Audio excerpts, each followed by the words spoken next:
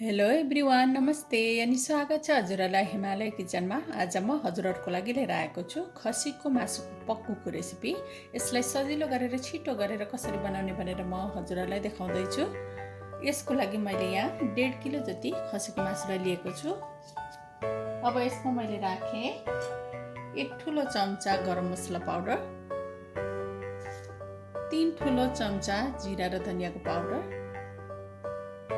मैले राखेँ आधा कप जति तोरीको तेल। पक्कु चाहिँ तोरीको तेलमा बनाउँदा नै एकदमै मिठो हुन्छ। र मैले राखेँ नुन चाहिँ आफ्नो स्वाद अनुसार राख्न सकिन्छ। अब यसलाई एकदमै राम्रोसँग मिक्स गर्नुपर्छ।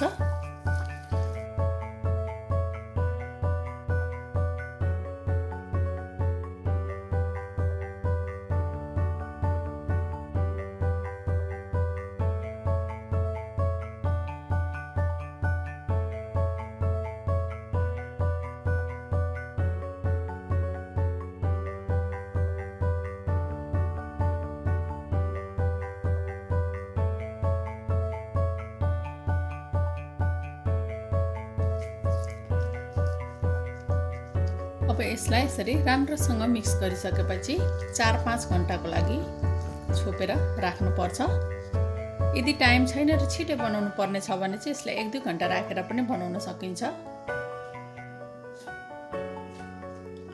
ल खसीको मासुलाई म्यारिनेट गरेको 5 घण्टा भएपछि मैले यहाँ प्यानमा 3 ठुलो चम्चा तोरीको तेललाई तताउन राखेको छु। यो राम्ररी तातेको छ। यसमा मैले राखेँ 2टा दालचिनी, 2टा तेजपत्ता र 3-4 वटा जति सुकुमेललाई कुटेर,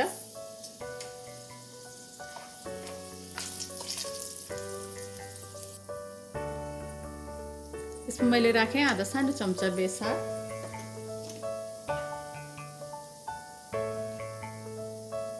1 ठुलो चम्चा काश्मिरी रातो खुर्सानीको धुलो र अब म यसमा बिस्तारै राख्छु अघि मैले म्यारिनेट गरेको मासुलाई।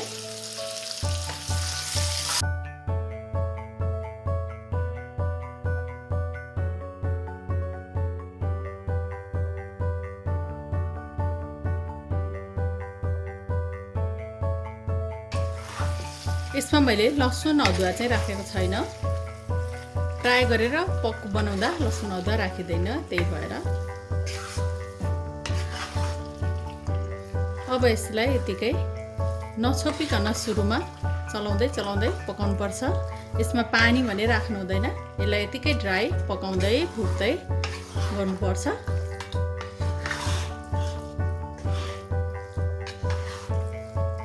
पक्कु पाक्न अलिकति टाइम लाग्छ।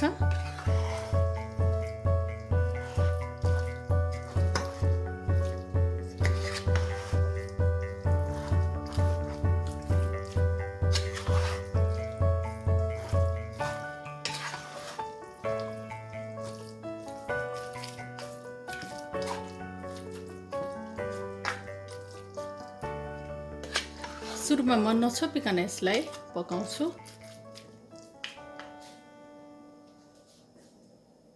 आधा घण्टा जति यसरी भुट्दै पकाएपछि अब यसलाई म 15 मिनटको लागि छोपेर पकाउँछु।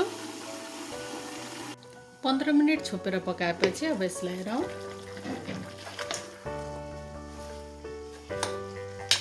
अब फेरि यसलाई चलाउँदै पकाउनु पर्छ।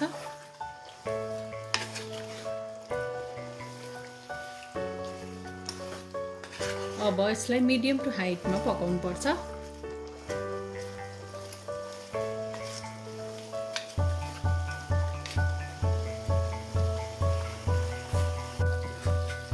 ल अब खसीको मासुको पक्कु चाहिँ रेडी भएको छ खानको लागि। एकदमै राम्ररी पाकेको छ।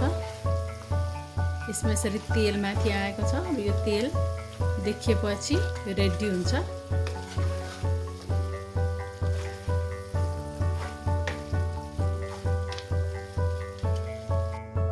एकदमै मिठो भएर हाम्रो खसीको मासुको पक्कु चाहिँ रेडी भएको छ।